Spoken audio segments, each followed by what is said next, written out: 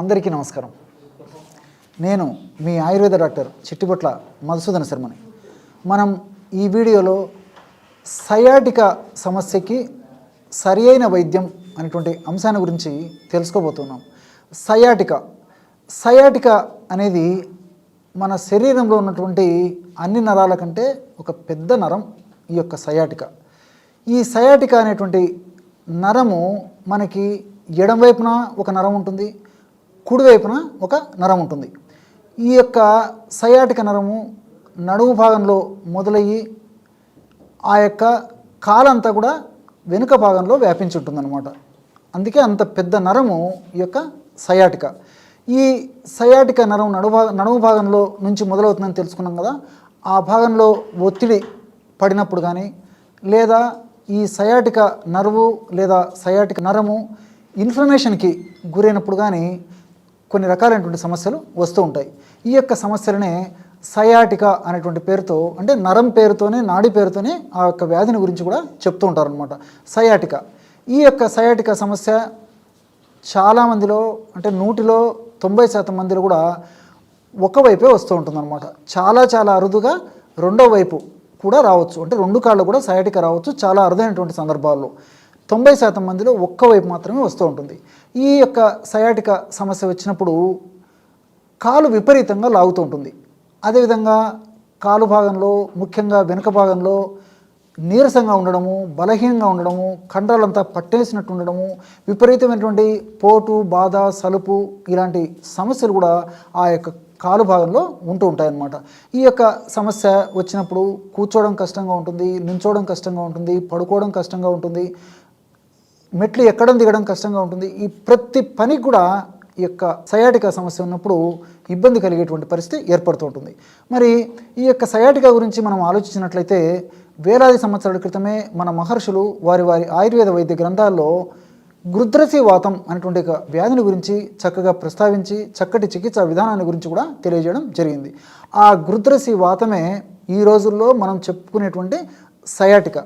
మరి సంస్కృతంలో ఈ పేరు ఎందుకు వచ్చిందని మనం ఆలోచించినట్లయితే, సంస్కృతంలో గృధ్ర అంటే గద్ద అనేటువంటి అర్థం. గద్ద నడక, ఆ పరుగు ఎలాగుంటుందో ఈ సయాటికాతో సమస్యతో బాధపడేటువంటి రోగి యొక్క నడక ఆ విధంగా ఉండడం చేత మన మహర్షులు గృధ్రసి వాతం అనేటువంటి పేరుతో ఈ యొక్క వ్యాధిని ప్రస్తావించి చక్కటి చికిత్సా విధానాన్ని గురించి కూడా తెలియజేయడం జరిగింది. ఈ యొక్క సమస్య వచ్చినప్పుడు మనం ఎలాంటి ఔషధాన్ని, క్షేమదాయకమైనటువంటి ఔషధాన్ని వాడి ఆ సమస్య నుంచి బయటపడవచ్చు అంటే, ఈ యొక్క ఔషధ తయారీకి కావాల్సినటువంటి పదార్థాలు 4. ఇవన్నీ కూడా మీకు తెలిసినటువంటివే, అందుబాటులో ఉండేటివే, తయారు చేసుకోవడం సులువు, ఫలితం కూడా చాలా సులువుగా పొందవచ్చు అన్నమాట. మరి ఆ ఔషధాలు ఏంటంటే, మొట్టమొదటిది 25 గ్రాములు వెల్లుల్లి రెబ్బలు తీసుకోండి. మొట్టమొదటిది 25 గ్రాములు వెల్లుల్లి రెబ్బలు తీసుకోవాలి. రెండవ పదార్థంగా నల్ల నువ్వులు ఒక 25 గ్రాములు తీసుకోండి. అట్లే మూడవ పదార్థంగా శొంఠి ఒక 25 గ్రాములు తీసుకోండి. చివరగా మిరియాలు ఒక 25 గ్రాములు తీసుకోండి. ఈ యొక్క వెల్లుల్లిని కొంచెం నలగొట్టేసేసేయండి. ఆ 25 గ్రాముల వెల్లుల్లిలో శొంఠి పొడి కలిపేసేయండి. అట్లే నల్ల నువ్వులను కూడా నలగొట్టేసేసి ఆ నల్ల నువ్వులను కచ్చాపచ్చగా నలగొట్టిన దాన్ని కూడా అందులో కలిపేసేయండి. చివరిగా మిరియాలు కూడా నలగొట్టేసి అందులో కలిపేసి ఈ పదార్థాన్ని అంతా ఒక రోట్లో వేసి దంచడం కానీ, అట్లా మీకు వీలు లేక అనుకూలత లేకపోతే ఒక మిక్సీలో వేసేసి కానీ మొత్తం కలిపేసేయండి. ఆ విధంగా కలిపినటువంటి పదార్థాన్ని ఒక గాజు సీసాలో నిల్వ ఉంచుకొని రోజు ఉదయం ఒక్కసారి, రాత్రి ఒక్కసారి 1 గ్రాము ఔషధాన్ని తగినంత తేనెతో కలిపేసి ఆహారానికి అరగంట ముందు ఉదయము, ఆహారానికి అరగంట ముందు రాత్రి సేవించాలి.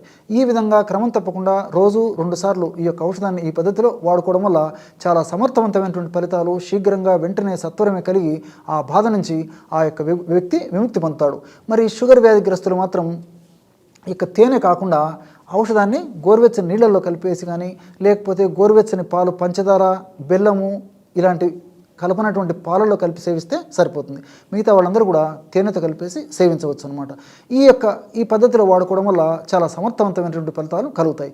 ఇక్కడ మనం ఆధునికంగా ఆలోచించినట్లయితే కూడా వెల్లుల్లిలో ఉన్నటువంటి అల్లిసిన్ అనేటువంటి రసాయన పదార్థము, అదేవిధంగా నువ్వుల్లో ఉన్నటువంటి లిగ్నాన్ అనేటువంటి రసాయన పదార్థాలు, అదేవిధంగా ఈ యొక్క శొంఠిలో ఉన్నటువంటి జింజరాలు, షాగోల్ అనేటువంటి రసాయన పదార్థాలు, మిరియాలు అనేటువంటి పెప్పరిన్ అనేటువంటి రసాయన పదార్థాలు కూడా ప్రత్యక్షంగానో పరోక్షంగానో ఆ ఇన్ఫ్లమేషన్ ప్రక్రియ తగ్గేందుకు, ఇన్ఫ్లమేషన్ వల్ల ఉత్పత్తి అయ్యేటువంటి హానికారకమైనటువంటి రసాయన పదార్థాల ఉత్పత్తి తగ్గేందుకు, ఆ హానికారక ప్రభావాల చేత కలిగేటువంటి మంట, పోటు, సలుపు, బాధ తగ్గేందుకు కూడా ఈ యొక్క 4 పదార్థాలు చాలా చక్కగా ఉపయోగపడతాయి.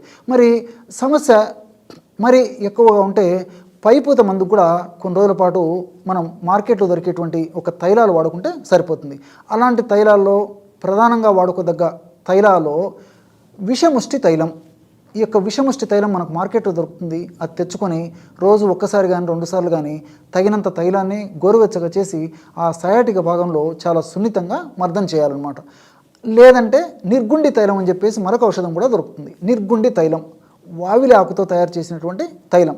ఈ నిర్గుండి తైలం కూడా ఇదే పద్ధతిలో ఉదయం ఒక్కసారి, సాయంత్రం ఒక్కసారి, సమస్య తీవ్రతను బట్టి 2 సార్లు లేదా ఒక్కసారి ఇదే పద్ధతిలో, అంటే విషముష్టి తైలమైనా బాగా పనిచేస్తుంది, నిర్గుండి తైలమైనా బాగా పనిచేస్తుంది అనమాట. కాబట్టి ఈ 2 తైలాల్లో మీకు ఏది లభ్యమైతేది ఆ తైలాన్ని తెచ్చుకొని పైపూత మందుగా వాడుకుంటే సరిపోతుంది. ఈ విధంగా ముఖ్యంగా కడుపులోకి ఔషధాన్ని వాడుతూ సమస్య మరీ తీవ్రంగా ఉంటే కొన్నాళ్ల పాటు పైపూత మందుగా కూడా ఈ యొక్క తైలాన్ని వాడుకోవడం వల్ల ఈ యొక్క సయాటికా సమస్య నుంచి చాలా త్వరితంగా శీఘ్రగతిన మనం బయటపడవచ్చు. చూశారు కదా, ఎటువంటి సులువైనటువంటి వైద్యాన్ని ఈ సయాటికా అనేటువంటి సమస్య తగ్గించుకునేందుకు ఈ వీడియోలో తెలుసుకున్నాము. మరొక వీడియోలో మరొక అంశంతో మళ్ళీ కలుద్దాం. అంతవరకు నమస్కారం. మీ చిట్టిపొట్ల.